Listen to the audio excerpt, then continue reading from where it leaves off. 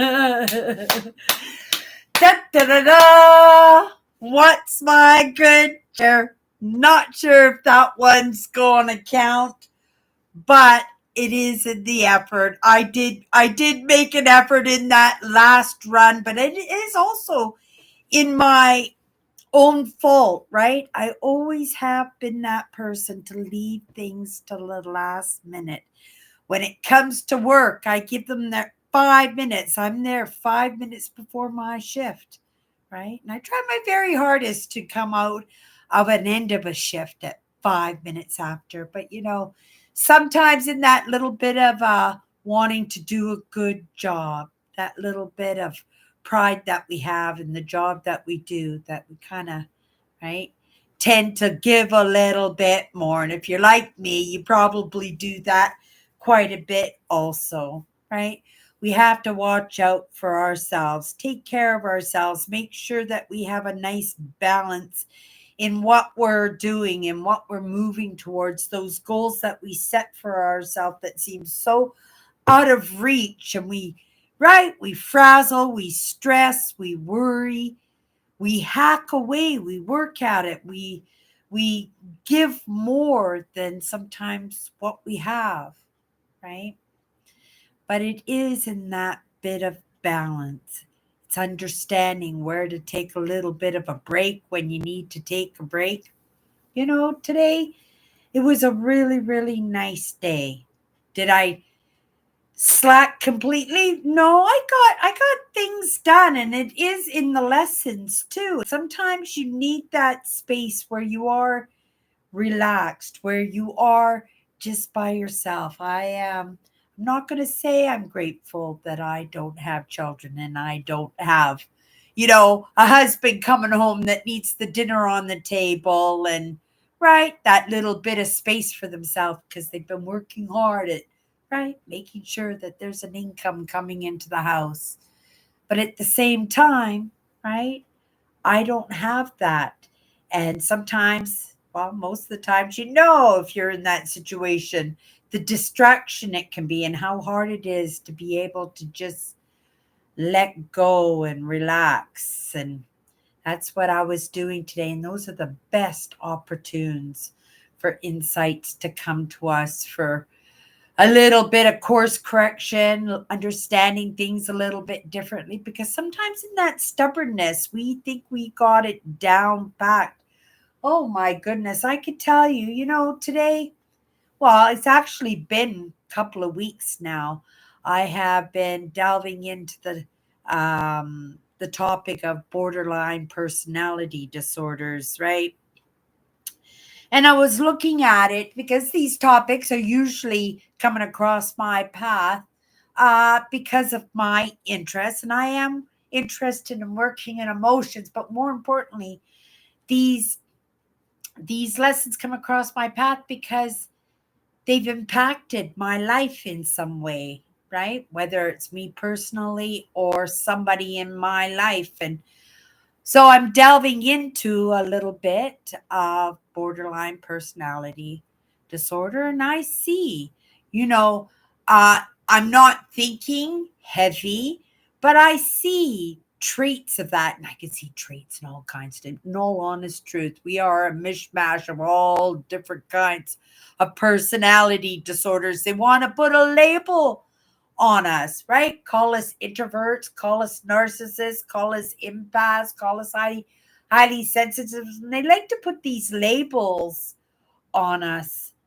But we live in a world, we are Heinz 57s, and I truly believe that, we are a mishmash of all different types of personalities. And I don't think it's fair to slap one label on somebody and say, hey, this is who you are, this is what you are, when that's not necessarily the truth. And I've seen it in a lot of those relationships that I have, and in my own hypervigilance and looking and working with people, right? I have been in the workforce for over 50 years and all different types of jobs and underneath all different kinds of leaderships. And again, like my hypersensitivity, right? Being a little bit of hyper vigilant and being a quite a bit of a spectator, right? And a student, not necessarily so much as a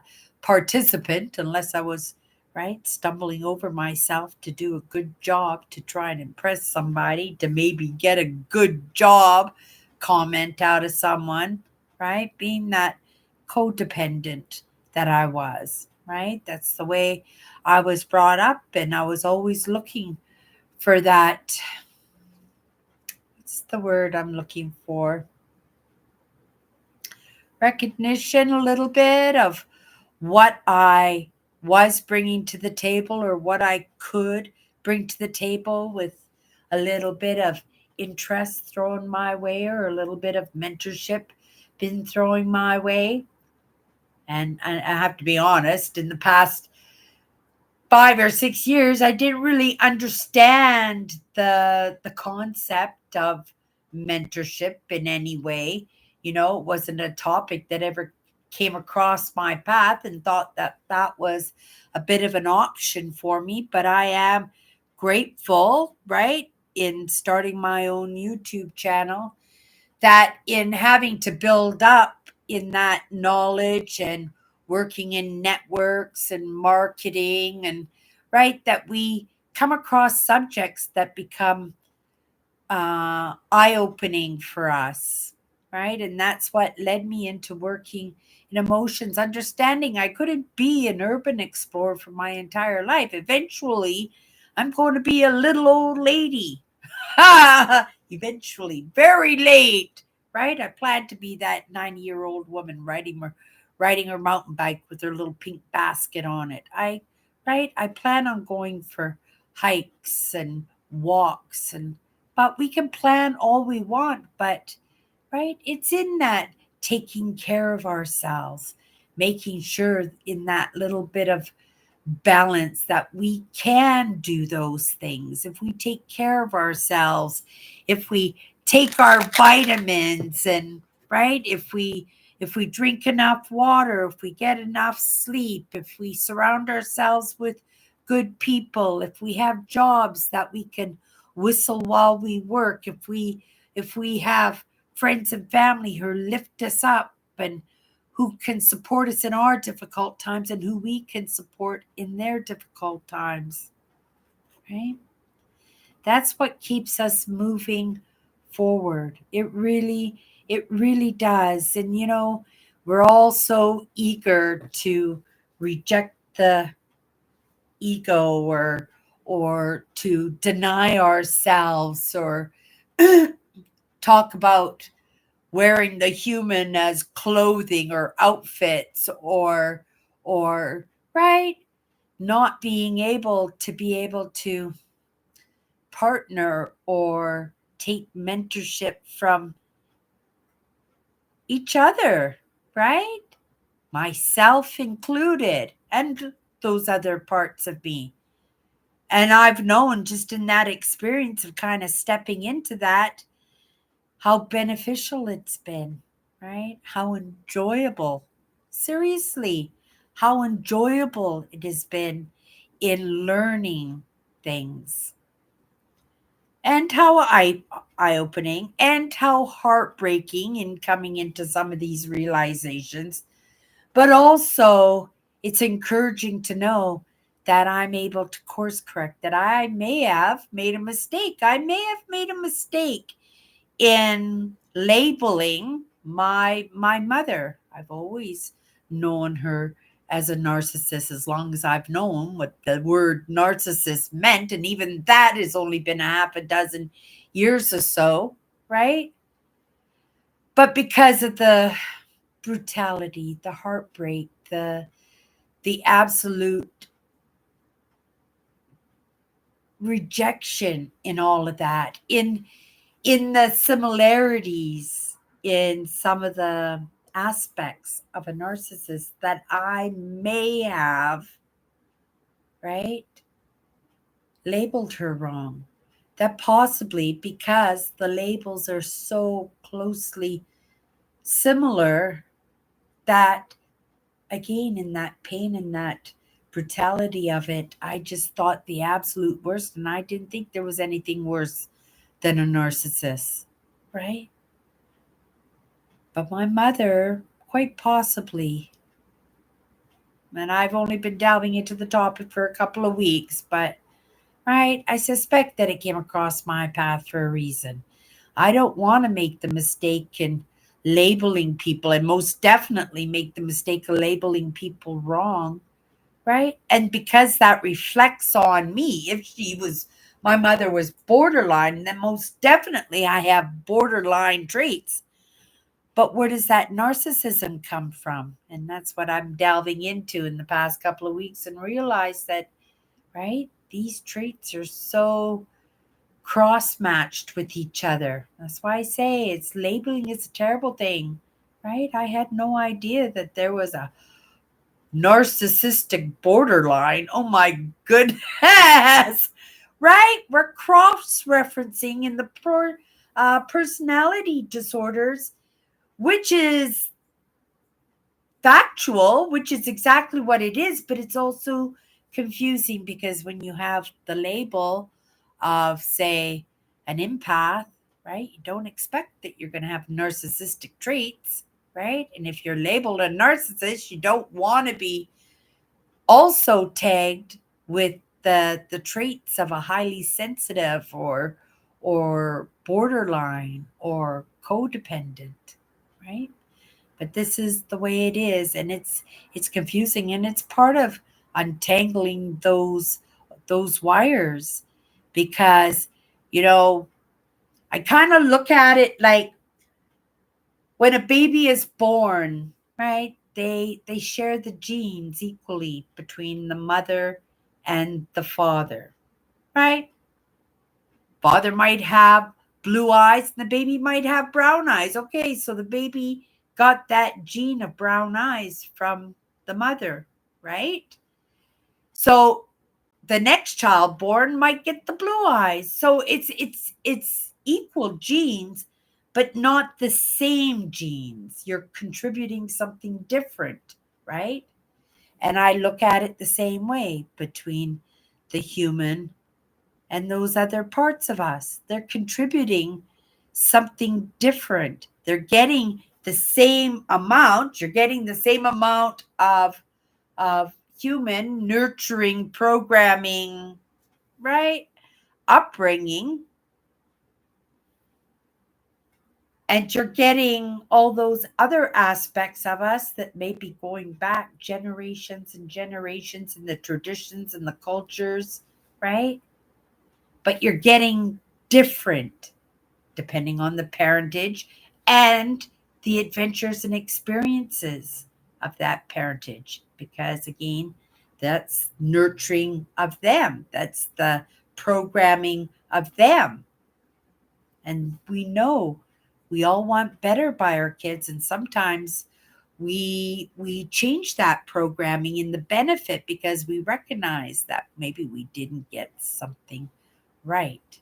I didn't have children. I have time. I have time to do this, right? But I want to do this right. So I don't want to mislabel if I'm in that, right? Where I find myself labeling. Because past 6 years, I've known my mother. I've referred to my mother as a narcissist, right? She had those tendencies, but that narcissism didn't come because it brought her joy, it brought her excitement, it brought her power. My mother did it because it brought her relief, right? And I think for most of us, that's why we do most of these things, because it does give us relief from our own anguish, from our own jealousy, our own resentments, and our own need to feel valued, validated, right? Be seen and be heard, right? And some of us are able to do that. And some of us, right, we're always pushing up against it. doing the best that we can. But I think doing the best of our we can, right? Sometimes just has to be enough, right? And I trust in that lesson because I trust in that source. Okay, you guys. I don't know where that came from, but I was going to come in and pull a card, and I think we'll still do that. I'm a little bit low in my chair today. Just before I went live, I hit a button on the chair, and I couldn't figure out how to bring the chair back up. So I feel like I'm sitting on a footstool right now. May have to invest in a new chair. This one's old. I've had this one for a very long time, over 10 years. It has been a magnificent chair, but you expect that when you buy quality. It's a steel case chair. But it has been an amazing chair and it's just as good today. Well, until I push that button. But I'm sure that's a Cindy problem, not a chair problem. Okay, you guys, just a couple of minutes. First perspective in the word that I pull out of the deck. And yeah, I hope everybody is off to a good start in their week, that they're going into the weekend, being able to, right, check off some of those things on those lists that we always have. I know even today I checked some things off. I took it easy. I felt like I needed to slack, right? That that little bit of balance for myself, it helped me a lot. And I think sometimes if you just let go of it all, you just that feeling, that we don't have that very often. That's a sign of everything's okay, right?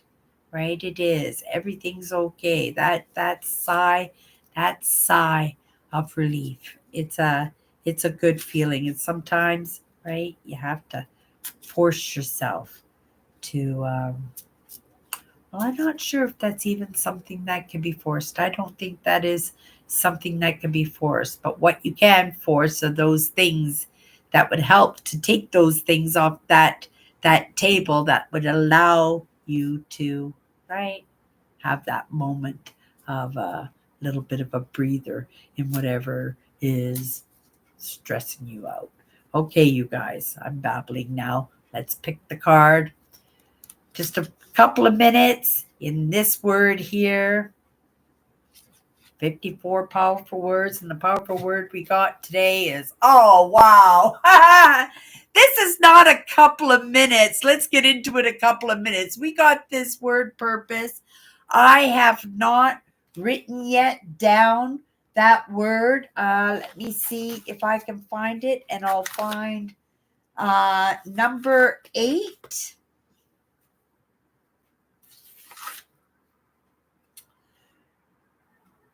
Simple. Purpose. Your purpose is just to keep moving forward. Just to keep moving forward, right?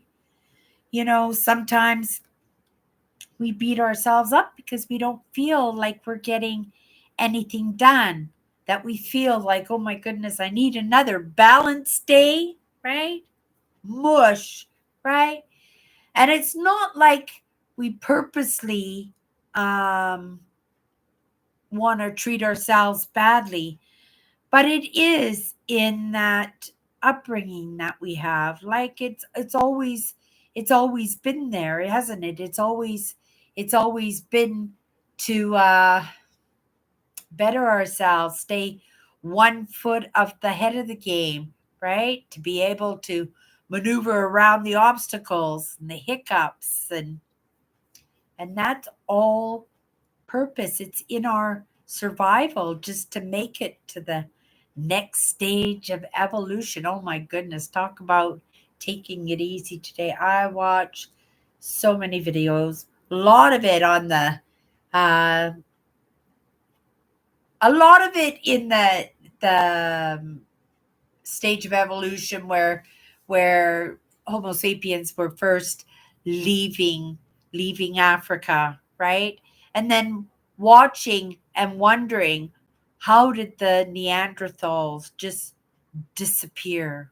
So I was kind of in the Neolithic era. I was trying to figure out myself. And I wasn't really figuring it out. It was just kind of like allowing myself to be schooled in whatever I was watching. It was YouTube videos, right?